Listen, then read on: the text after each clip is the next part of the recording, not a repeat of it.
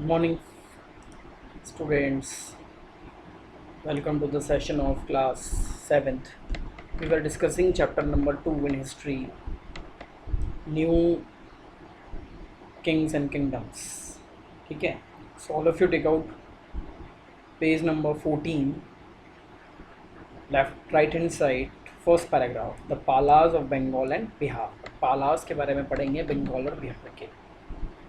The Pala Empire was founded by Gopala probably in the year 750 के अंदर. ठीक है, ये फाउंड आउट किया गया था गोपाला के द्वारा. इट इज़ सेड दैट, ऐसा कहा जाता है, that he was elected as king by the notable man of the area.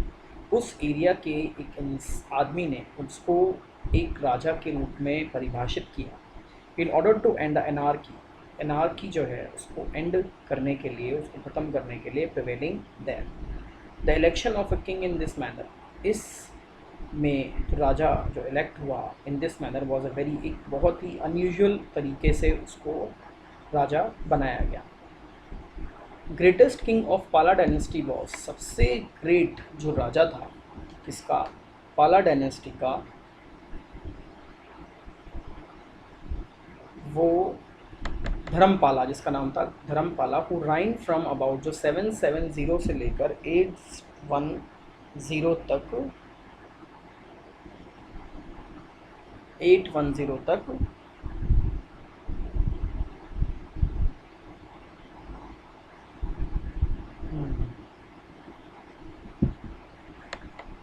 Another noted ruler of Pala who reigned, शासन किया.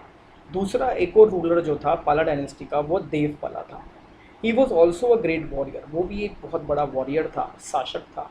He was an able ruler like his father, अपने father की तरह ही वो काम करता था, रूल करता था धर्मपाला की तरह. Pala rulers ruled over a large empire in eastern parts and parts of north India for about 100 year, 100 सालों तक, middle of the 8th to middle of 9th century तक. Their power is mentioned by an Arab merchant, Suleiman, who visited India, जो India visit किया उसने in the middle of 9th century में, and wrote an account of it, और उसके बारे में लिखा. He calls the Pala kingdom Ruhma, और धर्म शॉर्ट फॉर धर्मपाला का एक शॉर्ट वर्जन है. and says that, और ये कहा that Pala ruler was at war with his neighbors, अपने पड़ोसी देशों के साथ पाला रूलर ने लड़ाई की, the Pratiharas and Rashtrakutas, but his troops, लेकिन उसके जो सैनिक थे वे न्यूमरस, बहुत कम थे, as compare to his adversaries. Adversaries मतलब कॉन्फ्लिक्ट. ठीक है. Information about the Palas, information जो मिली पालास की, is also provided to us by Tibetan chronicles, Tibetan records में से ही ये इंफॉर्मेशन जो है ये मिली. Although these were return down in 17th centuries, 17th century में ये सब लिखा हुआ था. अकॉर्डिंग टू दीज, इसके अलावा इन सब के साथ साथ, the Pala rulers were great patrons, Pala rulers जो थे they were patrons of Buddhist learning and religion, जो लर्निंग, बुद्धिज़्म का लर्निंग और जो रिलीजन का धर्म, उसको काफ़ी महत्व देते थे, काफ़ी इम्पोर्टेंस उसकी देते थे, उसको देते थे, और उसकी पूजा भी किया करते थे.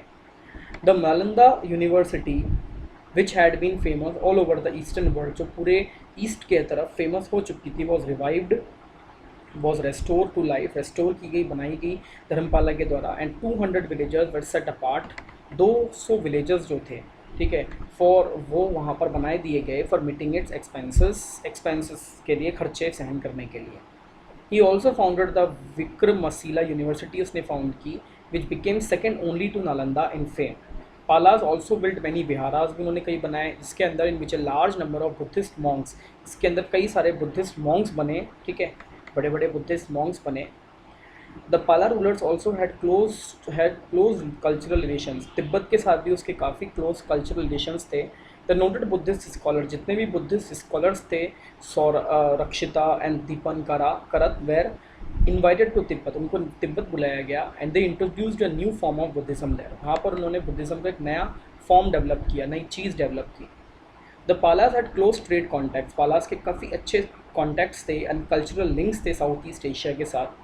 The trade with South East Asia के साथ जो बिजनेस था वॉज वेरी प्रॉफिटेबल, काफ़ी प्रॉफिटेबल बिजनेस था. And added greatly to the prosperity, और पाला का जो शासन था उसके अंदर उसने एक प्रोस्पैरिटी का काम किया, प्रोस्पैरिटी मतलब ग्रोथ का काम किया, उसकी जो विश्वसनीयता है उसको बढ़ाया.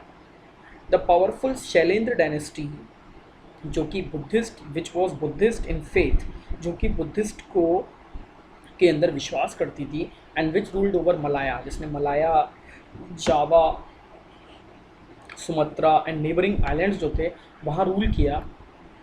कई सारी अपनी एम्बेसीज भेजी द पाला कोर्ट के अंदर एंड सॉट परमिशन, और परमिशन की कोशिश की to build a monastery and Nalanda, कि नालंदा के अंदर एक मोनेस्ट्री, एक मठ बनाया जाए जहाँ पर बुद्धिस्ट रहते हैं।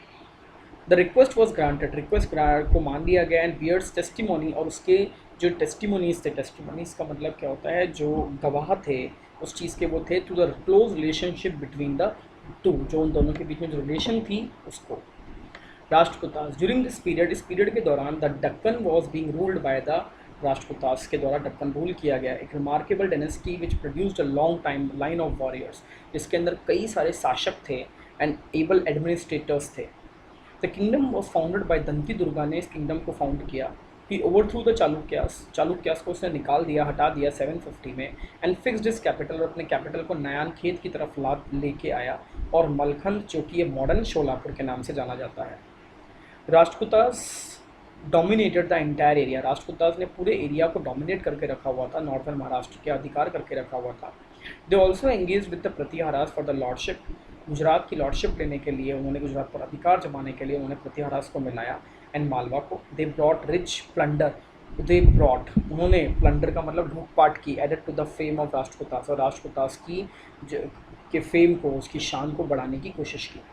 Rashtrakutas also fought constantly against, Rashtrakutas भी लगातार ईस्टर्न चालुक्य के साथ लड़ाई करते रहे, और Vengi in modern Andhra Pradesh and south की तरफ against the Pallavas of Kanchi and Pandyas of Madurai. The greatest Rashtrakuta, सबसे ग्रेट रूलर्स जो राष्ट्रकूटा के रूलर्स थे, वर इंद्र थर्ड, जो 915 से लेकर 927 तक शासन किया, कृष्णा थर्ड 939 से 965। जो अदर इंपॉर्टेंट रूलर्स थे were Krishna Rai first, Govinda third, Amogha Varsha first. Rashtrakuta kingdom जो है stretch from Malwa to Kanchi, south की तरफ मालवा से कांची तक फैला हुआ था। Krishna third defeated the Chola king, उसने चोला के राजा परांटका को हराया फर्स्ट को, and annex the northern part of Chola empire, और नॉर्दर्न पार्ट जो चोला एम्पायर का नॉर्थ का पार्ट था उसके अंदर मिला लिया। The death of Krishna third was followed by internal differences including the struggle, उसके जो बेटे थे उनके बीच में उत्तराधिकार को लेकर स्ट्रगल चल रहा था, लड़ाई चल रही थी। The Paramaras of Malwa who had been defeated, जो पहले कृष्णा थर्ड के द्वारा डिफीट किए गए थे, हरा दिए गए थे, सीज द अपॉर्चुनिटी, उनके इस अवसर को उसने रोक दिया, एंड अटैक द राष्ट्रकूटास, और राष्ट्रकूटास के ऊपर अटैक कर दिया। The other Rashtrakutas feudatories, feudatories का मतलब जो स्लेव थे, जो गुलाम थे, ऑल्सो रोज अप, वो भी खड़े हो गए, एंड मेड देमसेल्फ इंडिपेंडेंट, और उन्होंने अपने आप को इंडिपेंडेंट बनाने की कोशिश की और बना लिया। This mark the end of Rashtrakuta empire, इससे ये साबित हुआ कि जो राष्ट्रकूटा एम्पायर है वो पूरी तरीके से ख़त्म हो चुका था। Rashtrakuta rule in the Deccan lasted, Rashtrakuta ने डक्कन के अंदर रूल किया फॉर ऑलमोस्ट 200 ईयर्स, 200 साल तक, till the end of the 10th century के अंत तक। Rashtrakuta rulers were tolerant in the religious views and patronised not only, उन्होंने केवल सैविनिज्म को प्रोटेक्ट नहीं किया बल्कि वैश्वनिज्म बट जैनिज्म को भी प्रोटेक्शन देने की कोशिश की। फेमस रॉक कट टेम्पल जो शिवा का है एट एलोरा केव के अंदर was built by one of Rashtrakuta, एक बहुत ही बड़े राजा, राष्ट्रकूटा के राजा ने बनाया, जिसका नाम था Krishna first in the 9th century के अंदर। हिज सक्सेसर जो था, उसका जो उत्तराधिकारी था Amogha Varsha, is said to have been a Jain, वो एक जैन था। Tolerant policy help to promote, ही जो टॉलरेंट पॉलिसी थी सहन करने की सब चीज़ों को, help to promote foreign trade को आगे लेकर आई, विच एनरिच द राष्ट्रकूटास, जिसने राष्ट्रकूटास की नींव को ही बहुत आगे तक पहुंचा दिया, ठीक है, और उसको एनरिच कर दिया, एनरिच का मतलब फल फूल कर दिया उन्होंने। Rashtrakutas were great patrons of arts, Rashtrakutas भी काफ़ी बड़े प्रोटेक्टर थे आर्ट्स के, लर्निंग, और वो भी बहुत कुछ सीखना चाहते थे। इन दर कोर्ट्स, उनके कोर्ट्स के अंदर नॉट ओनली संस्कृत स्कॉलर्स, केवल संस्कृत स्कॉलर्स ही नहीं थे राजशेखर, बट ऑल्सो पोइट्स भी थे और दूसरे लोग भी थे, वो रोट इन प्रकृत भाषा में लिखते थे एंड इन अपभ्रंश के अंदर लिखते थे। द ग्रेट, एक अपभ्रंश पोएट था जिसका नाम था स्वयंभू एंड हिज सन, और उसका बेटा probably lived at the court of Rashtrakuta, Rashtrakutas के कोर्ट के अंदर वो रहा करता था। Tripartite struggle for Kannauj. Since the day of Harsha, Kannauj was considered the symbol of sovereignty. Kannauj जो था वो फ्रीडम स्वतंत्रता का एक बहुत ही बड़ा सिंबल था नॉर्थ इंडिया में, a position which Delhi was to acquire later, जिसको दिल्ली बाद में अपने अंदर मिलाना चाहता था। Struggle for the mastery of Kannauj, struggle जो है कन्नौज को लेकर स्टार्ट हुआ 770 से 810 तक। The rulers of the time thought, उस समय के रूलर्स ने ये सोचा that master of Kannauj would be regarded by everybody as a supreme ruler. Kannauj का जो मास्टर है वो सबसे बड़ा माना जाएगा, सुप्रीम रूलर माना जाएगा इंटायर नॉर्थ इंडिया का। Control of Kannauj also implied control, जो कंट्रोल था कन्नौज के ऊपर, it also implied control of upper Gangetic valley के ऊपर भी कंट्रोल माना जाएगा, और उसके जो रिच रिसोर्सेज हैं, जितने भी रिसोर्सेज हैं उनके ऊपर भी उसका कंट्रोल माना जाता है। At first the Pratihara ruler Vatsaraja defeated Dharmapala को उसने हटा दिया and gain control over Kannauj के ऊपर उन्होंने अधिकार कर लिया। यहाँ तक बहुत, today it's enough for today. Now अपन tomorrow we will continue our session, but this chapter is very big, so we're not doing so long. So for today it's enough. Thank you for today. We'll meet tomorrow. Thank you.